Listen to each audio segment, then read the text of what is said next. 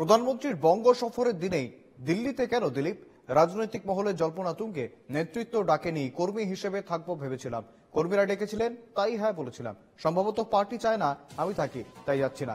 দিল্লিতে পার্টির বিশেষ কাজে যাচ্ছি, মন্তব্য প্রাক্তন রাজ্য সভাপতির।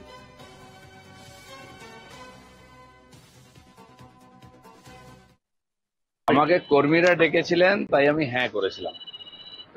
পার্টি ডাকেনি, হয়তো পার্টি চায়ও না আমি যাই, অস্বস্তি হবে, সেই জন্য আমি যাচ্ছি না দুর্গাপুরে মাননীয় প্রধানমন্ত্রীর সভা। আর দিল্লি যে চলে যাচ্ছেন সেটাকে অ্যাভয়েড করার জন্য না কোনো কাজ আছে? দিল্লিতে বিশেষ কাজে যাচ্ছি, পার্টিরই কাজে যাচ্ছি। যেমনটা শুনছিলেন, অর্থাৎ এই মোদীর সভার আগেই রীতিমতো জল্পনা সৃষ্টি হয়েছিল দিলীপ ঘোষ কি তাহলে যোগ দেবেন, এবং একাধিকবার তিনি একাধিক মন্তব্য করেছেন। প্রথমে যে খবর চাউর হয়েছিল, অর্থাৎ দিলীপ ঘোষকে আমন্ত্রণ জানানো হয়েছিল, এবং যার পর নাই কিন্তু রীতিমতো যার পরপরই এই জল্পনা সৃষ্টি হয়েছিল, অর্থাৎ তাহলে কি আবারও বঙ্গ বিজেপিতে প্রাসঙ্গিক হয়ে উঠছেন, ক্ষমতার কেন্দ্রবিন্দুতে আসতে চলেছেন দিলীপ ঘোষ, এবং এই প্রশ্ন কিন্তু রীতিমতো উঠছিল। এবং তার পরবর্তীতে দিলীপ ঘোষ তিনি নিজেই জানিয়ে যান তার কাছ থেকে দলের তরফ থেকে সেভাবে কোনো আমন্ত্রণ পত্র আসেনি। দলীয় কর্মীরা, নিচু স্তরীয় কর্মীরা, তারা তাকে আহ্বান জানিয়েছেন মোদীর সভা শোনার জন্য, এবং তাদের ডাকে সাড়া দিয়ে তিনি সেখানে উপস্থিত থাকবেন, এমনটা জানিয়েছিলেন দিলীপ ঘোষ। তবে আজ যখন মোদীর সভা, তখন কিন্তু সম্পূর্ণ ভিন্ন অবস্থান দিলীপের।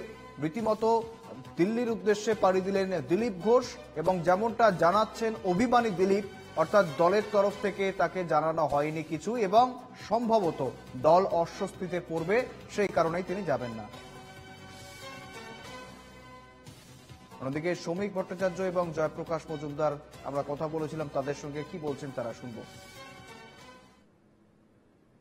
আপনার প্রশ্ন করার অধিকার আছে, প্রতিক্রিয়া দেওয়ার অধিকার আছে, আমারও প্রশ্নের উত্তর না দেওয়ার একটা অধিকার আছে।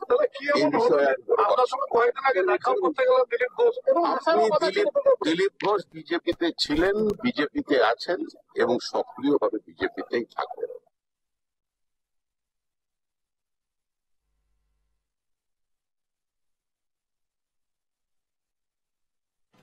দেখুন, এই চর্চা করব আমরা, এটা বিজেপির আভ্যন্তরীণ বিষয়। দিলীপ ঘোষের মন খারাপ না মন ভালো, তিনি হেসেছেন না কেসেছেন, তাতে কি এসে যায় বাংলার মানুষের? এটা বিজেপির ভেতরকার ব্যাপার। মানবাভিমানের খেলা চলছে, জোয়ার ভাটার। প্রধানমন্ত্রী অনেকবার এসছেন, আরো একবার আসছেন বাংলায়, বাংলার রাজনীতিতে কিছু যায় আসে না। কিন্তু আজকে সব থেকে দেখবেন যে নরেন্দ্র মোদী আসলেন, সেইটা নিয়ে আলোচনার থেকে বেশি হবে দিলীপ ঘোষ আসলেন না কেন। বিজেপির এমনই অবস্থা, তাদের আভ্যন্তরীণ বিষয় নরেন্দ্র মোদীর উপস্থিতিকেও ছাপিয়ে গেছে। প্রধান আলোচনা বিজেপির কর্মীরা নিজেদের মধ্যে করবে, এই দিলীপ ঘোষ কেন আসলেন না, আসলে কি হতো, কোথায় গেছেন, পরে কি হবে, ইত্যাদি ইত্যাদি।